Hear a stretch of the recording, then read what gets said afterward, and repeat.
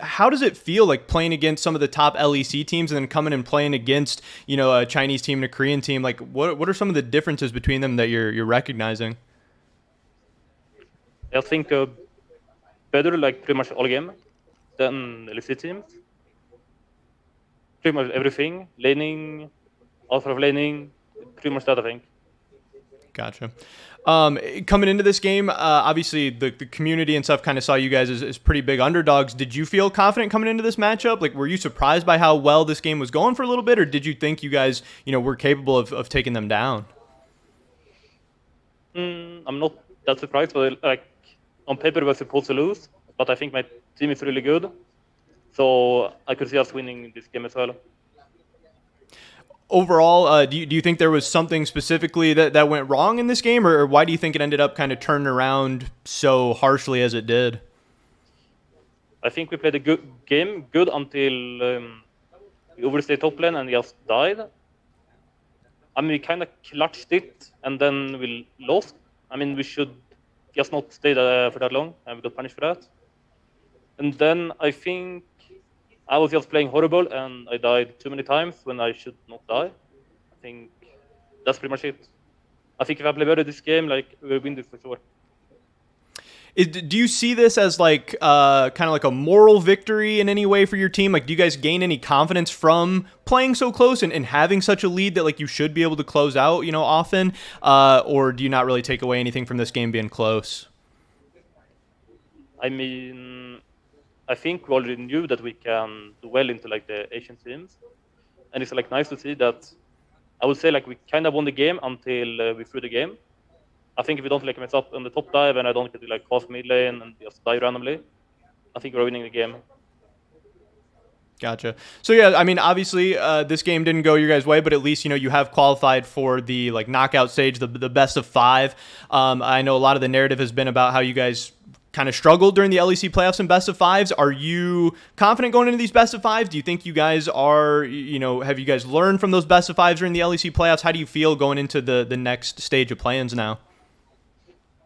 I think we're pretty confident to go into the best of five. I think the reason like why the meta when the best of five was in LEC was, I guess, like not the strongest meta for us, and I think that's why we struggle. But I think we're pretty confident going into playoffs. I mean, not playoffs, best of fives. Yeah, I know RNG is about to play Saigon Buffalo in a little bit. I think RNG is obviously expected to win that. Then it seems like you guys would be taking on Saigon Buffalo. How do you feel about a potential best of five against that team specifically if you do end up playing against Saigon Buffalo? Mm, I don't know. Like I don't think we really care like what team we play against. It's just that I think DRX and R&D are like the best teams, and then I think after that I don't think like we care too much who we play against. Gotcha.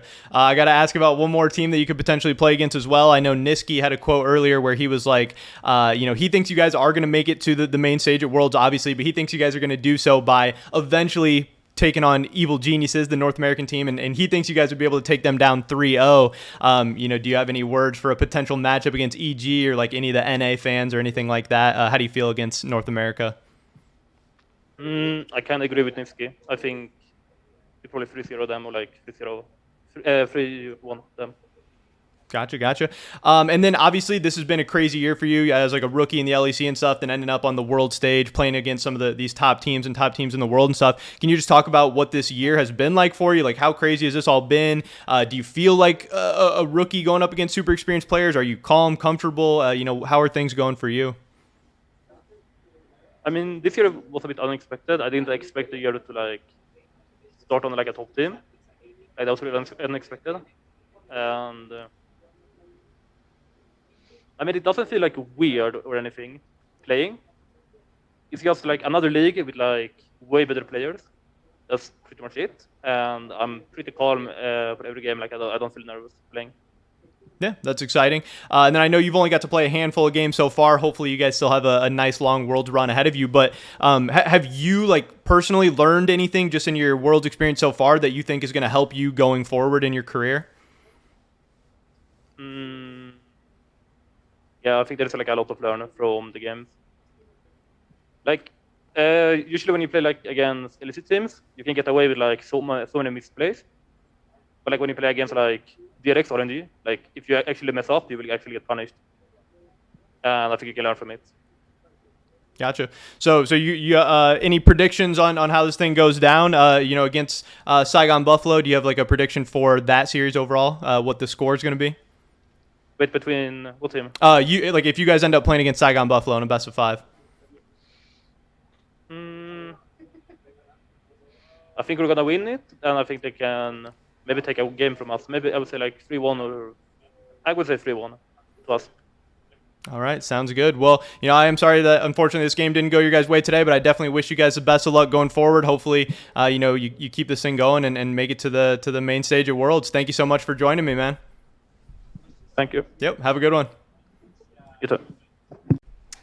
Yo, what is going on, YouTube? Hopefully you guys did enjoy that. That was my interview with Mad Lions Forgiven, coming right off their really heartbreaking loss against DRX, and it did kind of suck. Obviously, that was my first pro player interview ever, so I was a little bit nervous. I was also a little bit unprepared. I didn't really know exactly how the whole thing was going to go down. I was asking him like if he was okay and if he could hear me and stuff, and then the interview just kind of started. So I didn't get to record the very beginning of it, but I got as much as I could. Also, I was preparing. I was watching the game, and like Mad Lions was winning, and they had it in a great position. And I was starting to prepare a bunch of questions about like this crazy upset they were pulling off, and now getting ready for their tiebreaker games and all this stuff.